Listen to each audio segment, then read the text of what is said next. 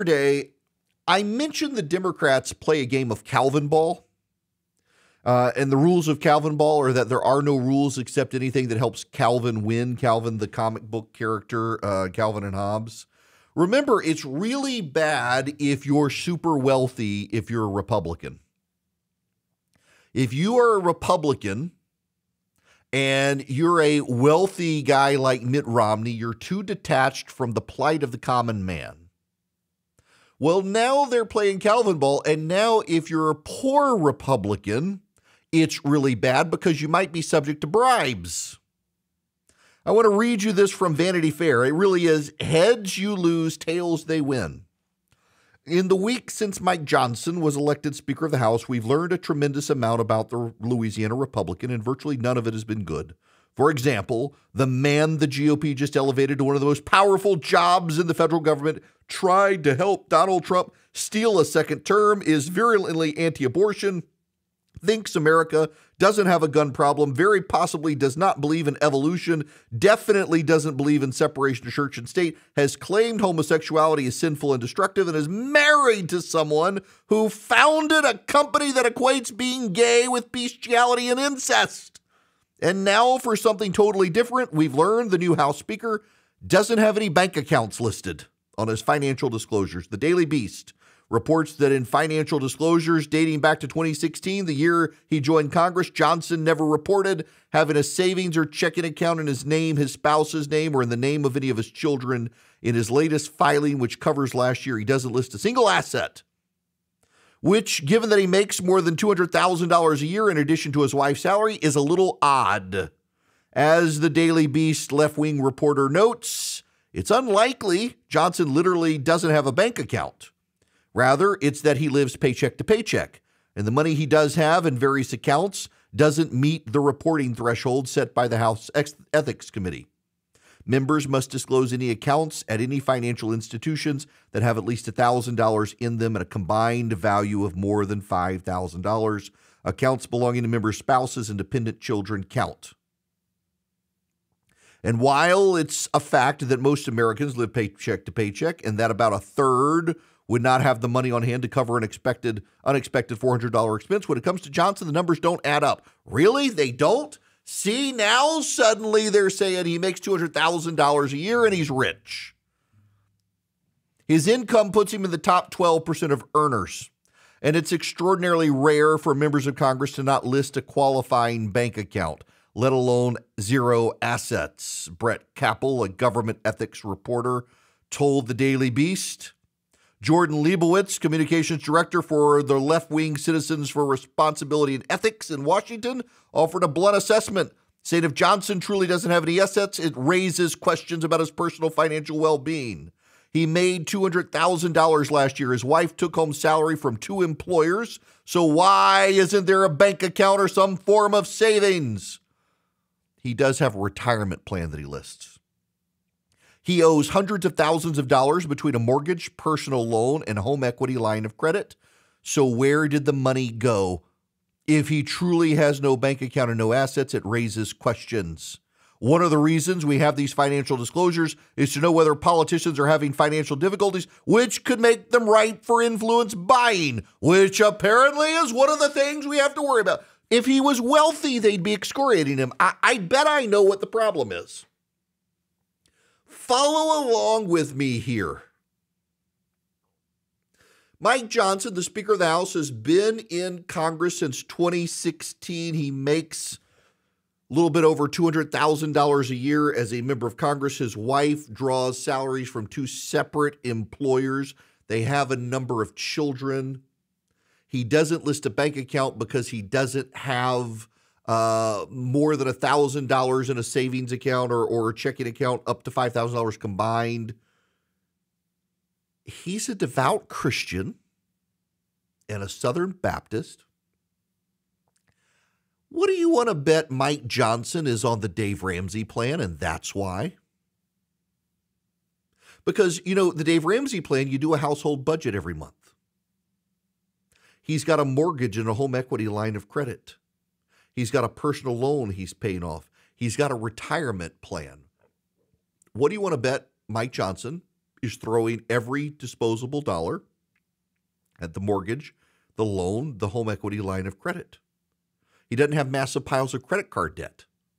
I bet you Mike Johnson's doing the Dave Ramsey plan, paying his money off. I bet that's what it is. So every available dollar is budgeted for. So you're not leaving stray money in a checking or savings account. You're sending that money. It's going to be going to a retirement plan. It's going to be going into mutual funds. And by the way, he does have a retirement plan. It's documented. It's listed. He's got an IRA. He's going to be pouring his money into paying off loans, and he's going to be paying off all the other bills in the family. I bet you he's doing something like the Dave Ramsey program, and these elite, liberal, progressive, secular, atheist white people, they probably don't even know who Dave Ramsey is.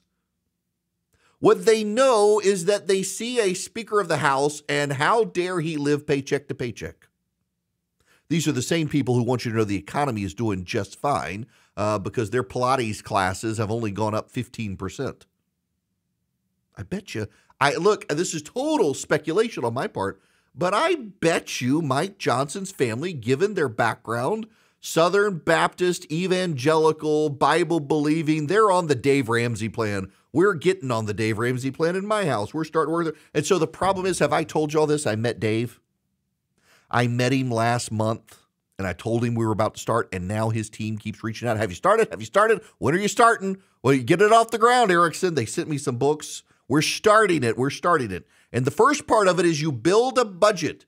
You got to account for every single penny that comes in, and you got to allocate it. It's got to be working for you in some way.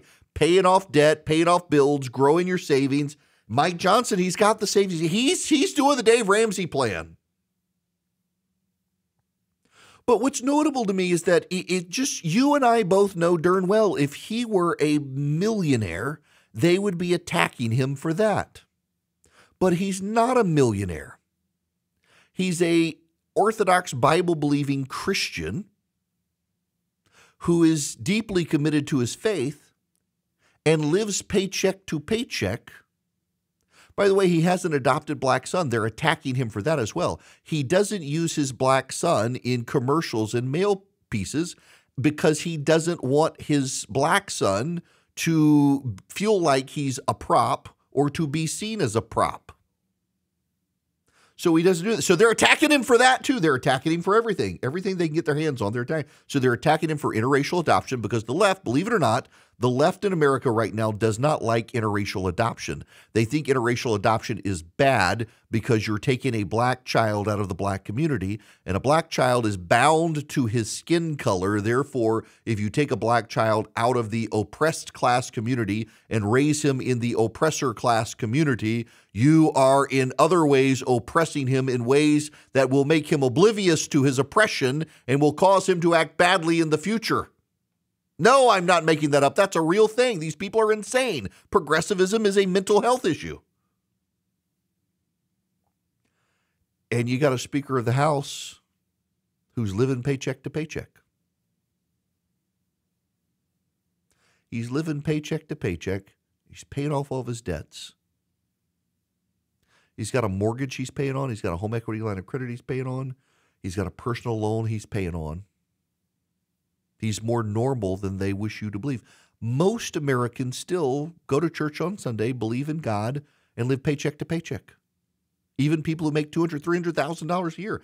I know somebody who makes up to $800,000 a year and is struggling living paycheck to paycheck. Now, some of that's a little bit obscene and paying large bills every month.